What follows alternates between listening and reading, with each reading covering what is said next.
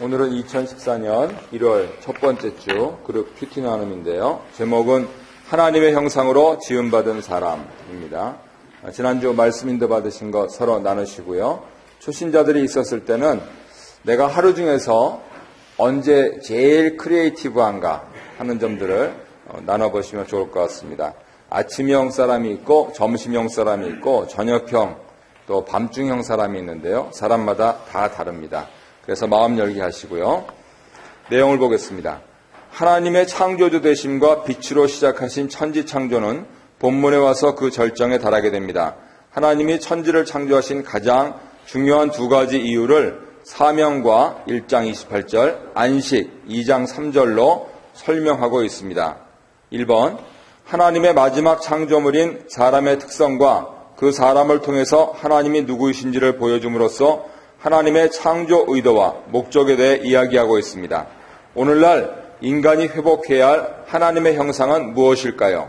1장 26절 상반절을 보시면 하나님의 성품, 그리고 공동체 의식, 그리고 사람에게 맡기신 소명이다, 이렇게 정리할 수가 있겠습니다.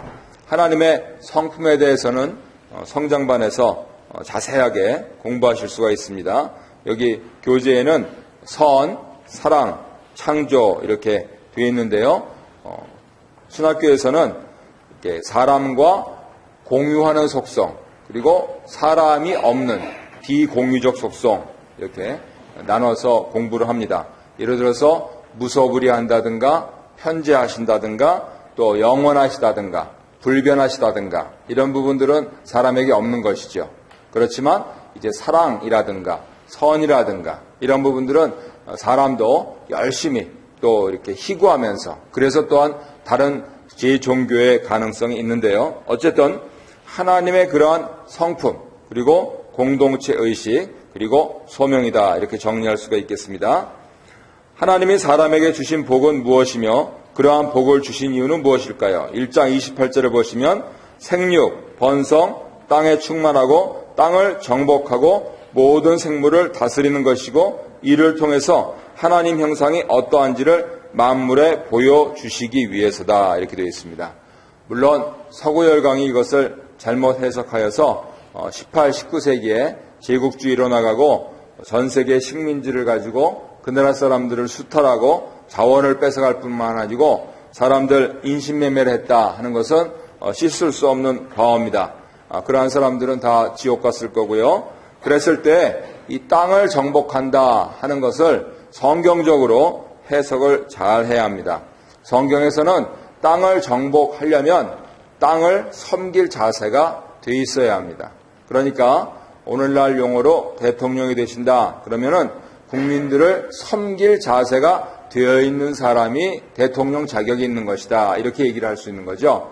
국민들을 마음대로 할 수 있다. 잡아가둬서 고문하고 죽이고 그거는 성경이 말하는 게 아니고 사탄이 말하는 것이다 이렇게 합니다. 그랬을 때 땅을 정복하는 그러한 내용이 무엇인가 하는 것을 잘 정리를 해야 바른 성경 사상을 가지고 창조 신학을 가지고 그렇게 하나님께 영광 돌리며 살 수가 있겠죠.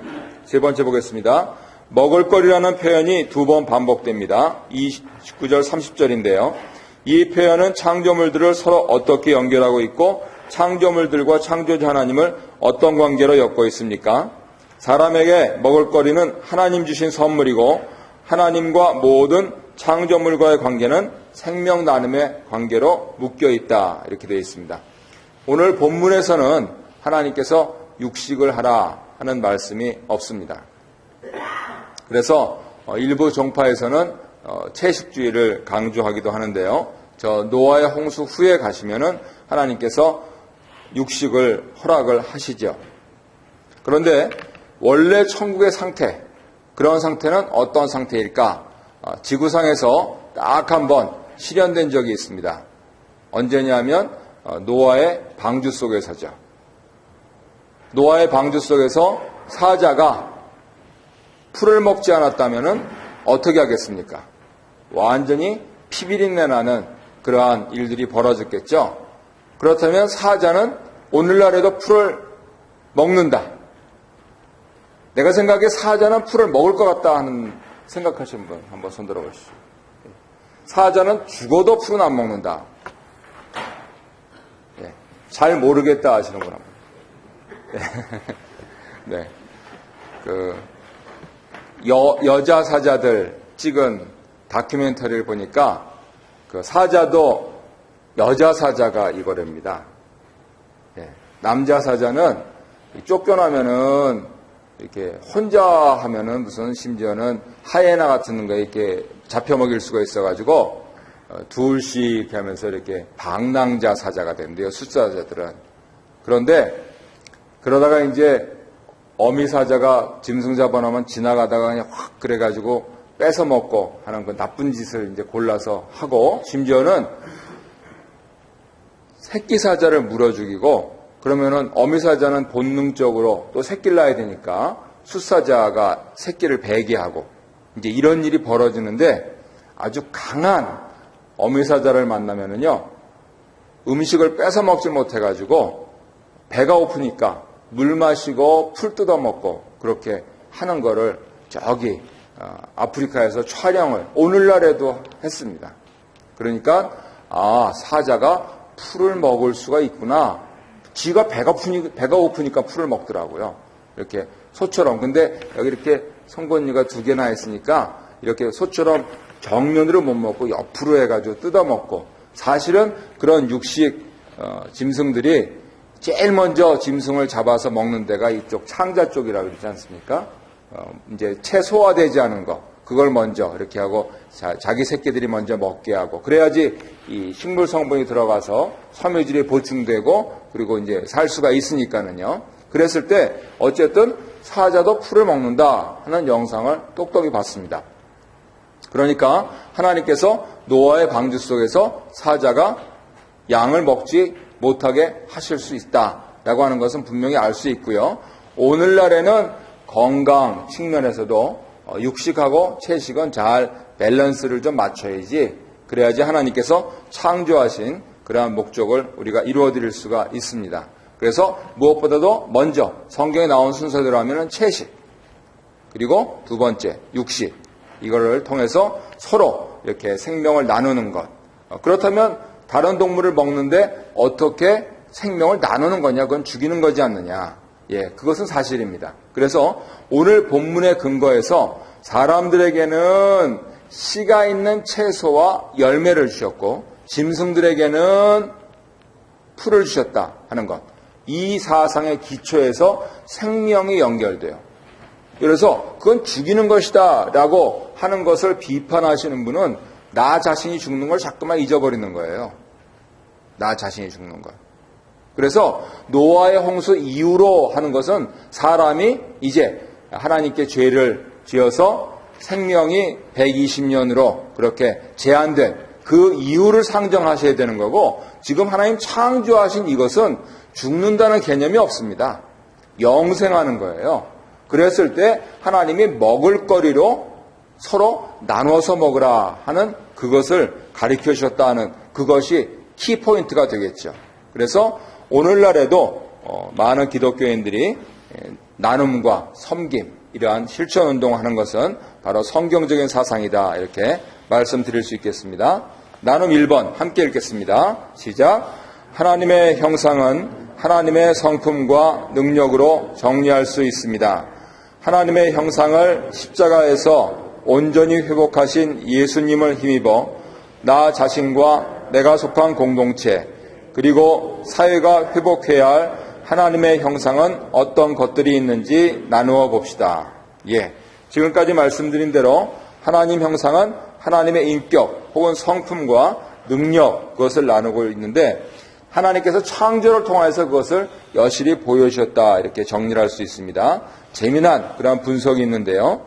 6일 창조, 6일 동안의 창조. 창조는 7일 만에 마치셨지만 만드신 그 6일 동안의 창조를 크게 나눠보면 첫째 날부터 셋째 날까지는 큰 틀, 꽉구, 프레임을 만드시고 넷째 날부터 여섯째 날까지는 내용물. 그러니까 첫째 날부터 셋째 날까지는 빛을 만드시고 궁창과 물을 만드시고 땅을 만드시고 큰 틀.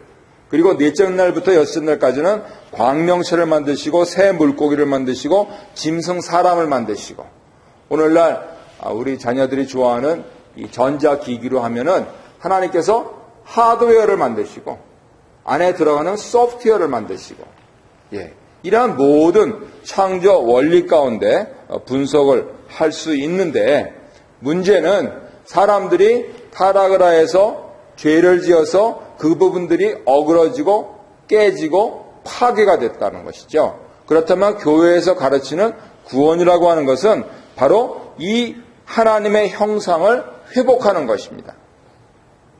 그러면 반면에 죄라는 것은 단지 그냥 율법과 규율을 지키지 않는 것, 그런 것이 아니고 이 관계가 깨진 것, 하나님을 하나님답게, 사람을 사람답게, 세상을 세상답게 하려고 하시는 하나님의 창조 원리가 깨진 것이다, 그것이죠.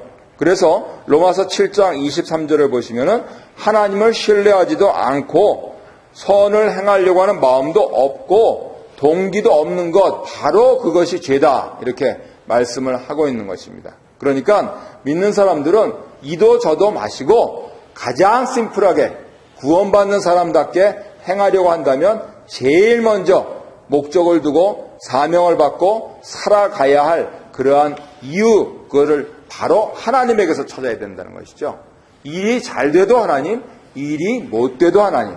하나님께 잘 되면 감사, 못 되면 간구, 이렇게 하면서 살아가는 것이 구원받은 백성답게 사는 것이지, 왜 일이 이 모양이냐, 왜 저 사람이 저 모양이냐, 왜 세상은 나를 가만히 두지 않느냐, 이거는 다 쓸데없는 거라는 거죠. 그래서 죄악된 세상 가운데서 살아가지 말고 구원받은 그러한 사람으로서 살아가는 것이 중요한데, 바로 예수님께서 그것을 십자가에서 온전히 성취하셨다 하는 것입니다. 왜요? 십자가라고 하는 것은 죽음을 의미하는데, 그 죽음의 형장 위에서 피를 철철철 흘리시면서 까지도 하나님께 끝까지 당신의 영혼을 맡기시는 그러한 자세. 하나님께서 나를 버리셨습니까? 라고 절규하더라도 하나님을 원망하지 않고, 내가 지금 이해가 안 가는 그러한 상황이라 할지라도 하나님 중심으로 사고하는, 행동하는 그 자세. 그래서 내가 울뚝불뚝 해가지고 술 먹고 담배 피고 또 여러 가지 나쁜 짓 하면서 스트레스를 푸는 것이 아니고, 감사하면은 찬양하고, 억울하고 또 문제가 있으면은 엎드려 기도하고, 그게 하나님을 의지하는 자세다, 그거죠. 그러면은요, 예수 믿는 것 아주 심플해집니다. 예수 믿는 거 어렵지 않아요. 근데 좀 복잡하죠. 왜냐하면 이 내 성격이 있어서 이게 먼저 확 해놓고 그리고 나서 아유 이렇게 하면은 좀 찝찝하잖아요. 그러니까 교회 다니면서 잘 연단해야 될 것이 뭐냐면, 이렇게 내가 나오기 전에 하나님께서 먼저 내 앞에 계시도록. 그래서 우리 장로교회 시조라고 부르는 존 칼뱅은 항상 꼬람대요, 하나님 앞에서 before God, 하나님 앞에서, 하나님 존전에서 모든 자기가 숨을 쉬고 살고 있는 모든 그러한 것을 하나님 앞에서 하려고 하는 그러한 슬로건을 또 제창하기도 했던 것입니다. 그리고 막상 살아보면은 그렇게 하는 것이 가장 형통한 길인 것을 알 수가 있습니다. 자꾸만 어느 때는 돌아가기는 해야 됩니다. 하지만은 자꾸만 이렇게 구비구비하지 마시고 그냥 쭉 일관되게 초지일관하는 2014년이 되었으면 좋겠습니다. 나는 이번은 함께 읽지는 않겠고요. 서로 이렇게 대조되는, 대비되는 그런 것들이 있습니다. 하늘, 땅, 빛, 어둠, 저녁, 아침, 물, 묻, 남자, 여자. 이것은 서로 아름다움과 독특한 것, 저한테는 있는데 나한테는 없단 말이에요. 피조 세계 속에서요, 그것이 결합되고 연결되면서 저한테도 있고 나한테도 있는 것을 만드신 하나님, 그 하나님의 온전하심을 드러내려고 하는 것이다, 그거죠. 그래서 남자와 여자가 하나의 가정을 이루고 그리고 거기에서 자녀를 생산하고 또 거기에서 대를 이어서 하나님을 믿게 하신 것. 그것은 바로 자유와 평등입니다. 그런 의미에서 이제 한국 유교적인 관점에서 남편이 아내를 억압했던 것, 그것은 죄입니다. 여자 장로 안 뽑았던 것, 그것은 회개해야 될 내용이죠. 그래서 캐나다 장로교에서 얘기하고 있는 부분들은 이들이 서구인이기 때문이 아니고 성경을 좀 더 가까이 받아들인 것입니다. 어떤 분들은 그러세요. 아니 한인교회 아니냐. 예, 그러면은 도로교통도 한국 법대로 지키시죠. 캐나다에 사시면서. 그렇지 않습니까? 캐나다에 와서 캐나다 법은 맞고 캐나다에 와서 캐나다 장로교 헌법은 틀리고 말이 안 된다는 것이죠. 그래서 심지어는 세상 사람들도 로마에 가면 로마법 지켜라. 그러니 하나님 사람들은 지킬 법들이 얼마나 많습니까? 하늘의 법도 지켜야 되고 땅의 법도 지켜야 되고 한국에서는 한국법 지켜야 되고 캐나다에서는 캐나다법 지켜야 되고 예. 이렇게까지 아주 조금 경강구애하면서 말씀드려도 사실은 힘들어요. 우리 피 속에 유교가 녹아있기 때문에 그래요. 장유유서, 남녀 유별. 예. 그러면 지금 우리 애들한테 세족식 하면서 어디 강대상에 목사부터 신발 벗고 올라와야 되지 않습니까? 그래서 이 발전된 그러한 사고로 서로 나한테는 있는데 저한테 없는 것을 내가 주고 저한테 있는데 나한테 없는 것을 내가 받고 하면서 이것이 공유되면서 발전되도록 그렇게 하신 것이 하나님의 창조의 목적입니다. 서로 차이는 있단 말이에요. 하지만 차별하면 안 된다는 겁니다. 더구나 성차별하면 안 된다는 겁니다. 저는 이 나라가 너무 좋아요. 딸 둘만 있기 때문에. 그래서 차별하면 안 됩니다. 차이는 있지요. 남편과 아내 차이가 있지요. 근데 어디 남자 여자 차별을 합니까? 그러니까 교회 다니는 사람들은 성경을 바로 배워서 그런 것부터 이렇게 시정해 나가야 하는 것이죠. 바로 그럴 때 하나님의 평화, 하나님의 샬롬이 이루어진다 하는 것입니다. 이번 문제 얼른 하고 끝내도록 하겠습니다. 첫째 날부터 여섯째 날까지 창조물에 대한 이야기를 하신 후 마지막 일곱째 날에 대한 내용으로 천지창조 기사를 마무리하고 있습니다. 다 이루어지니라 마치시니 마치시고 라는 같은 의미의 동사를 통해서 하나님의 어떠하심을 알 수 있습니까? 바로 하나님께서 성실하게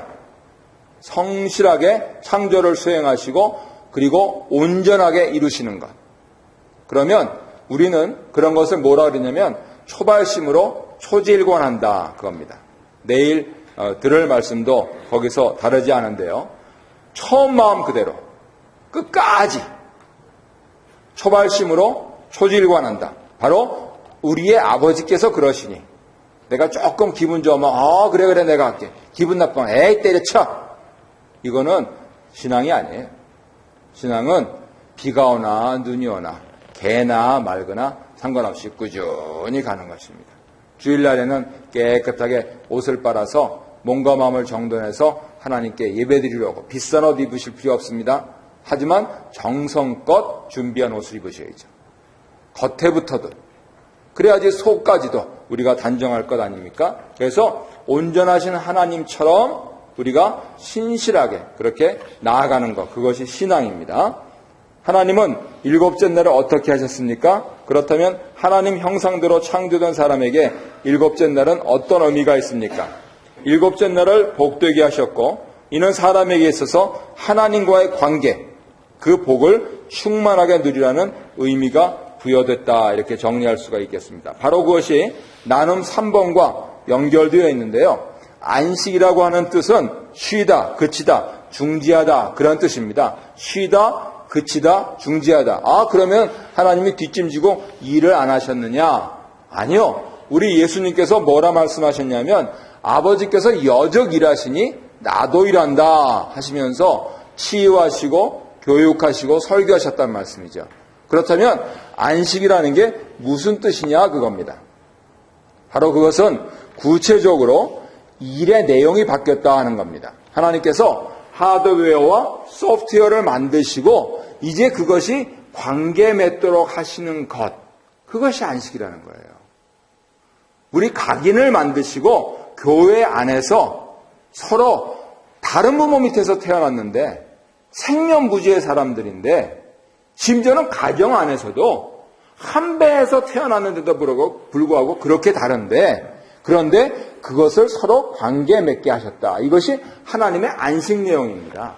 하나님의 샬롬과 하나님의 안식, 사바트를 제대로 이해하려고 한다면요, 남하고 싸우면 안 돼요.